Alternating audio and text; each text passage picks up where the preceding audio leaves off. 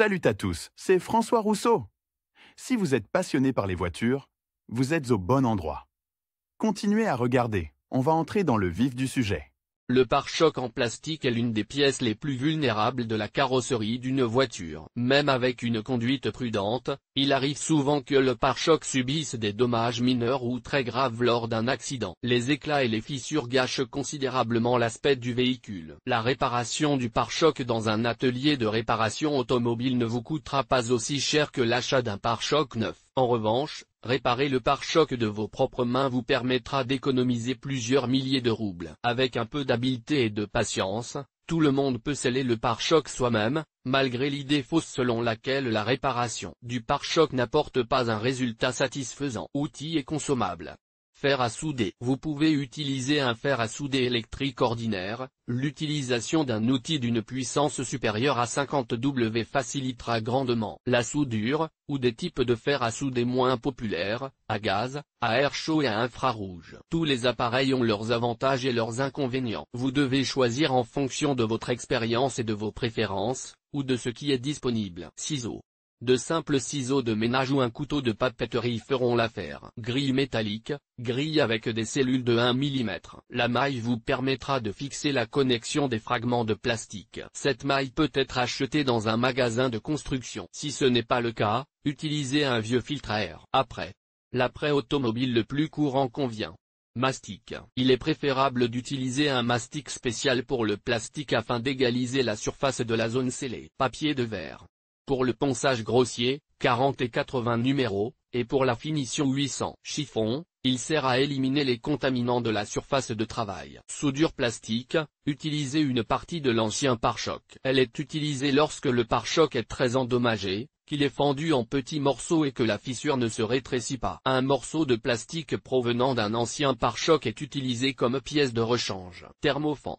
Vous en aurez besoin pour éliminer les déformations du pare-choc. Le plastique chauffé se plie facilement, ce qui permet de redonner au pare-choc son aspect d'origine. Pour éviter les dépenses inutiles, il est préférable d'acheter un kit de réparation. Ce type de kit comprend généralement du papier de verre pour l'ébauche et la finition, des retouches, de l'après et des mastiques. Un tel kit vous coûtera beaucoup moins cher que d'acheter les matériaux séparément, car ils utilisent généralement de petits emballages. Lire aussi, pourquoi le volant ne veut pas revenir à sa position initiale, et comment y remédier. Séquence d'action pour souder un pare-choc endommagé. La première chose à faire est de dégager un espace de travail, qu'il s'agisse d'un établi, d'un support ou d'une table. Après avoir retiré le pare-choc de la voiture, placez-le sur une surface plane et fixez-le solidement. Lavez soigneusement le pare-choc à l'intérieur et à l'extérieur, un détergent à vaisselle ordinaire suffit. Dégraissez la zone de soudure de chaque côté, la surface doit être propre et sèche. Avant de commencer à souder les fissures,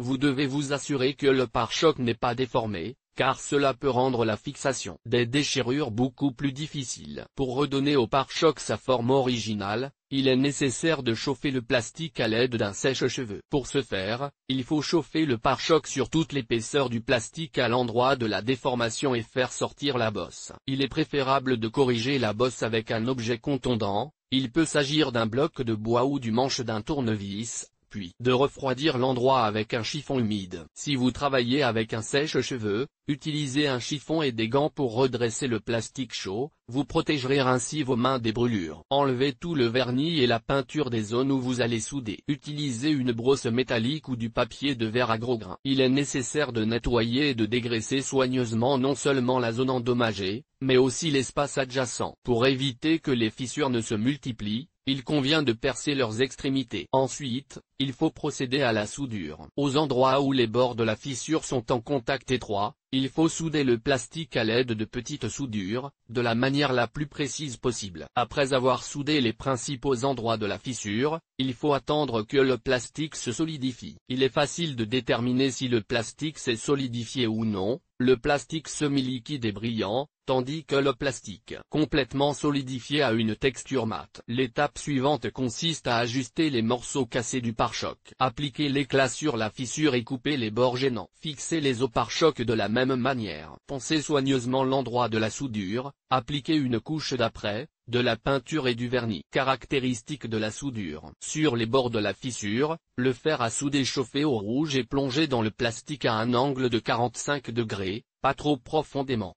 Environ la moitié de l'épaisseur du pare-choc. Ensuite, les bords sont immédiatement lissés et soudés. L'étape suivante consiste à renforcer la zone endommagée. À l'aide d'un sèche-cheveux chauffé de l'intérieur, sur toute la longueur du joint, un filet métallique est immergé dans le plastique fondu. Après avoir enfoncé toute la maille dans le plastique, il faut l'étaler sur le dessus. L'augmentation de la résistance due au renforcement ne permettra pas à la fissure de se séparer à nouveau. De même, la fissure doit être entièrement recouverte. Les petites fissures peuvent être renforcées par des agrafes métalliques. Les petites ramifications de la fissure principale sont également fusionnées, afin qu'elles ne s'agrandissent pas à l'avenir lorsque la voiture sera utilisée. Après avoir soudé le pare-choc de l'intérieur, répétez la procédure pour la partie avant dans le même ordre. En passant sur toute la zone endommagée avec un fer à souder, n'oubliez pas d'appuyer sur le plastique soufflant chaud. Le temps de refroidissement du plastique est d'environ 3 à 5 minutes, et le durcissement complet du joint intervient après quelques heures. Lire aussi, comment enlever les chromes sur différentes surfaces de la voiture. Étape finale.